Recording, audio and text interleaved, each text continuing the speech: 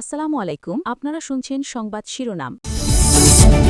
ইনকিলাব মঞ্চের ওসমান হাদি হত্যা মামলার আসামি ফয়সাল ও আলমগীর ভারতে গ্রেফতার, বার্তা সংস্থা এএনআই এর তথ্য। ইসরায়েলি হামলার টার্গেট এখন ইরানের জ্বালানি স্থাপনা। দূরপাল্লার ক্ষেপণাস্ত্র আক্রমণের পরিধি বাড়িয়েছে তেহরান, সংকট শিগগিরই থামছে না, শঙ্কা বিশ্লেষকদের। এর তেলের চাহিদা মিটছে না গ্রাহকের। প্রায় 4 লাখ টন তেল গ্যাস নিয়ে চট্টগ্রাম বন্দরমুখী কয়েকটি জাহাজ, গুজবে কান না দেয়ার আহ্বান মন্ত্রীর। খালেদা জিয়ার শ্রেষ্ঠ অদম্য নারীর পুরস্কার নিলেন নাতনি জাইমা। সব নারী ও কন্যার জন্য নিরাপদ হবে বাংলাদেশ, আশা ডাক্তার জুবাইদার। এতক্ষণ শুনছিলেন সংবাদ শিরোনাম, এখন শুনবেন বিস্তারিত। ওসমান হাদিকে খুনের ঘটনায় জড়িত প্রধান 2 আসামিকে কলকাতা থেকে গ্রেফতার করা হয়েছে, দাবি ভারতের বার্তা সংস্থা এএনআই এর।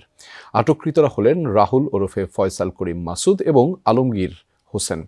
বনগাঁ সীমান্ত এলাকা থেকে তাদের গ্রেফতার করা হয় বলে জানা গেছে। গত 12 ডিসেম্বর রাজধানীর পল্টন এলাকায় মোটরসাইকেলে আসা হেলমেট পরিহিত দুর্বৃত্তরা ইনকিলাব মঞ্চের মুখপাত্র নিহত ওসমান হাদিকে গুলি করে পালিয়ে যায়। পরে তদন্ত করে হামলাকারীদের মধ্যে একজন ফয়সাল করিম মাসুদকে শনাক্ত করা হয়।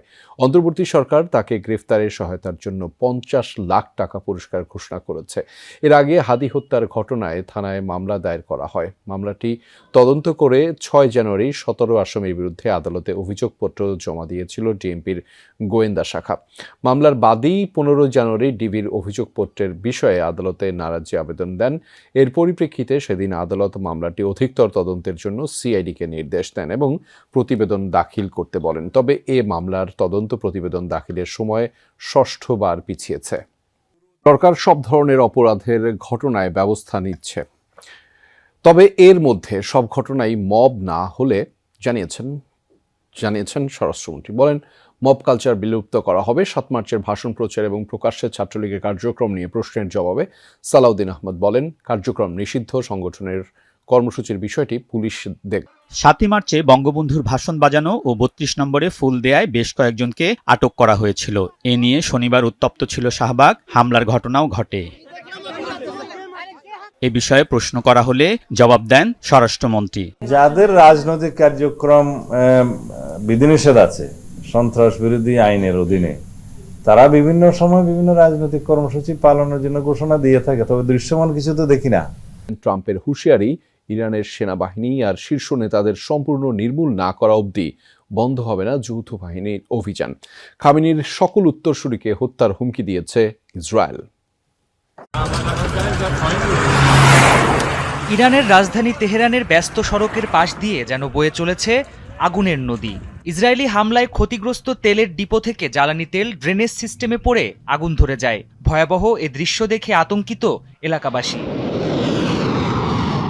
মধ্যপ্রাচ্যে মোতায়েনকৃত বিভিন্ন মার্কিন ঘাঁটি আর বিমানবাহী রণতরী থেকে যৌথ বাহিনীর হামলা অব্যাহত ইরান জুড়ে। এরই মধ্যে দেশটির অর্থনীতির মেরুদণ্ড জ্বালানি শিল্পকে ধ্বংসে উঠে পড়ে লেগেছে তারা। প্রথমবারের মতো বেশ কয়েকটি ফুয়েল স্টোরেজে বিমান হামলা চালিয়েছে তেল আবিব। ক্ষতির শিকার কমপক্ষে 30টি জ্বালানি স্থাপনা। সেখান থেকে নির্গত বিষাক্ত ধোঁয়া ছড়িয়ে পড়েছে আশপাশের বিশাল এলাকায়। একই সাথে ইরানের বিভিন্ন সামরিক ও বেসামরিক স্থাপনা লক্ষ্য করেও হয়েছে হামলা। ইস্পাহান বিমানবন্দরে কয়েকটি F-14 যুদ্ধবিমান ধ্বংসের দাবি করেছে ইসরায়েলি বিমান বাহিনী। হামলায় ক্ষতিগ্রস্ত কুদস ফোর্সের অন্তত 17টি বিমান। হরমুজ প্রণালীর কাছে 30টি গ্রামের জন্য নির্মিত পানি শোধনাগারেও হয়েছে মার্কিন বাহিনীর হামলা। এদিকে এয়ারফোর্স ওয়ানে সাংবাদিকদের প্রশ্নের জবাবে মার্কিন প্রেসিডেন্ট ডোনাল্ড ট্রাম্প বলেন, ইরানের সেনাবাহিনী আর শীর্ষ নেতাদের পুরোপুরি নির্মূল না করে শান্ত হবেন না তিনি। অপরদিকে ইসরায়েলি সেনাবাহিনীর হুমকি, ইরানের সর্বোচ্চ নেতার সকল উত্তরসূরিকে হত্যা করবে আইডিএফ। তাদের হামলা দিন দিন কমে আসছে, ড্রোন পাঠানোর সংখ্যাও কমেছে। মূল কথা, তাদের ধ্বংস করা হচ্ছে। একসময় হয়তো আত্মসমর্পণ করার মতো কেউ থাকবে না তাদের। জ্বালানি তেলের জন্য হাহাকার রাজধানী জুড়ে। অপেক্ষার দীর্ঘ লাইন ঠেলে রেশনিং পদ্ধতিতে তেল পেয়ে কেউ কেউ হয়েছেন নিরাশ। প্রয়োজনের চেয়ে কম তেল পেয়ে মিটছে না চাহিদা। বাধাগ্রস্ত হচ্ছে জরুরি সেবা, গণপরিবহনও। মধ্যপ্রাচ্য সংকটের বাটারফ্লাই ইফেক্ট বাংলাদেশের পরিবহন খাতে ঈদের আগে নতুন বাস্তবতা।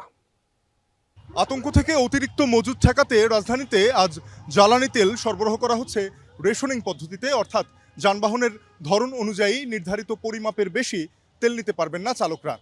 তবু যেন কুল কিনারা নেই এই সংকটের। রাজধানীর বিভিন্ন ফিলিং স্টেশনের সামনে দেখা গেছে মোটরসাইকেল বা ব্যক্তিগত গাড়ির এমন দীর্ঘ সারি পৌঁছে গেছে কয়েক কিলোমিটার। বিভিন্ন পাম্পে জ্বালানি তেল পেতে অন্তত কয়েক ঘন্টা অপেক্ষা করতে হচ্ছে চালকদের। আবার অনেক ফিলিং স্টেশনে গত রাত থেকেই তেল শূন্য। এক পাম্প থেকে অন্য পাম্পে ঘুরেও তেল না মেলায় হাহাকার চালকদের। অনেকের শঙ্কা, সিন্ডিকেট করে দাম বাড়াতেই তেলের কৃত্রিম সংকট।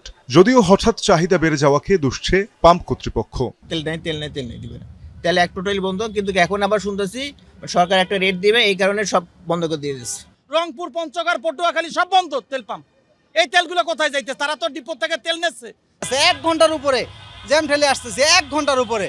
এইভাবে হইলে কেমনে কি ভাই, অফিস করবো কখন, বাসায় যাবো কখন? মতিঝিলে হিরাজিলের সামনে একটা, এরপরে হয়েছে ইত্তেফাকের সামনে একটা, সবটি পাম্প বন্ধ। শাপলা চত্বরের একটা বন্ধ। সকাল থেকে তেলের লেগে ঘুরতেছি। বলতেছে যে আপনারা থাকেন 12টার পরে দিব, তারপরে বলতেছে 4টার পরে, এখন বলতেছে 1টার পরে দেবে। এখানে যেরকম লাইনটা দেখছেন গাড়ির তেলের জন্য, ডিপোতেও ওই রকম আমাদের মতন যারা এই ফুয়েল ব্যবসা করে তাদের গাড়িগুলি ওইখানে একটা লম্বা সিরিয়ালে দাঁড়িয়ে আছে গত 2 দিন যাবত। তো ওইখানেও তো একটা চেন অফ কমান্ড মেনটেন করতে হয়। তো যার কারণে হচ্ছে যে তারা একটা সিরিয়ালে মেনটেন করে তেলগুলি ওখান থেকে আসবে। শুধু ব্যক্তিগত গাড়ি বা মোটরসাইকেল নয়, জ্বালানি তেল না পেয়ে অসহায় জরুরি সেবা পরিবহন, গণপরিবহনও। মূলত অগ্রযাত্রায় অবদানের জন্য মরণোত্তর শ্রেষ্ঠ অদম্য নারী সম্মাননায় ভূষিত হলেন সাবেক প্রধানমন্ত্রী এবং বিএনপির প্রয়াত চেয়ারপারসন বেগম খালেদা জিয়া। রাষ্ট্রপতি মোহাম্মদ শাহাবুদ্দিনের হাত থেকে তাঁর পক্ষে পুরস্কার গ্রহণ করেন নাতনি ব্যারিস্টার জায়মা রহমান। প্রধান অতিথির বক্তব্যে রাষ্ট্রপতি বলেন, পরিকল্পনা যতই নেওয়া হোক না কেন, সুফল পেতে ঘরে বাইরে দরকার নারীদের নিরাপত্তা। বাংলাদেশ হবে সব নারী ও কন্যার জন্য নিরাপদ। অনুষ্ঠানে এই আশাবাদ ব্যক্ত করেন সরকার প্রধানের স্ত্রী ডক্টর জুবাইদা রহমান। মহামান্য রাষ্ট্রপতি। অধিকার, ন্যায় বিচার, উদ্যোগ সব নারীর জন্য হোক, এই প্রতিপাদ্যে উদযাপিত হচ্ছে এবারের আন্তর্জাতিক নারী দিবস। অনুষ্ঠানের প্রধান অতিথি রাষ্ট্রপতি মোহাম্মদ শাহাবুদ্দিন। এবছর নারী দিবসে গণতান্ত্রিক অগ্রযাত্রায় অবদানের জন্য শ্রেষ্ঠ অদম্য নারী সম্মাননায় ভূষিত হন সাবেক প্রধানমন্ত্রী ও বিএনপির প্রয়াত চেয়ারপারসন বেগম খালেদা জিয়া। রাষ্ট্রপতি মোহাম্মদ শাহাবুদ্দিনের হাত থেকে তার পক্ষে মরণোত্তর পুরস্কারটি গ্রহণ করেছেন নাতনি ব্যারিস্টার জায়মা রহমান। এছাড়া 5টি ক্যাটাগরিতে অদম্য নারী পুরস্কার দেয়া হয় আরও 5 বিশিষ্ট নারীকে। পরিষদের মাননীয় সদস্যবৃন্দ। আয়োজনে অংশ নিয়ে প্রধানমন্ত্রী তারেক রহমানের স্ত্রী ডাক্তার জুবাইদা রহমান দেশ পরিচালনায় বেগম খালেদা জিয়ার অবদানকে তুলে ধরেন। বাংলাদেশও এমন একটি দেশ হবে যেখানে প্রতিটি নারী ও কন্যা শিশু নিরাপদ, মর্যাদাবান এবং সম্ভাবনাময় উজ্জ্বল ভবিষ্যতের অধিকারী হবে। মহিলা ও শিশু বিষয়ক মন্ত্রী ডাক্তার AZM জাহিদ হোসেন বলেন, নারীর প্রতি সহিংসতা রোধ, নির্যাতনের দ্রুত বিচার নিশ্চিত করা, নিরাপদ সমাজ গঠন এবং সমসুযোগ সৃষ্টি করা গেলে একটি মানবিক সমাজ গঠন করা সম্ভব হবে। নারীর নিরাপত্তা, শিক্ষা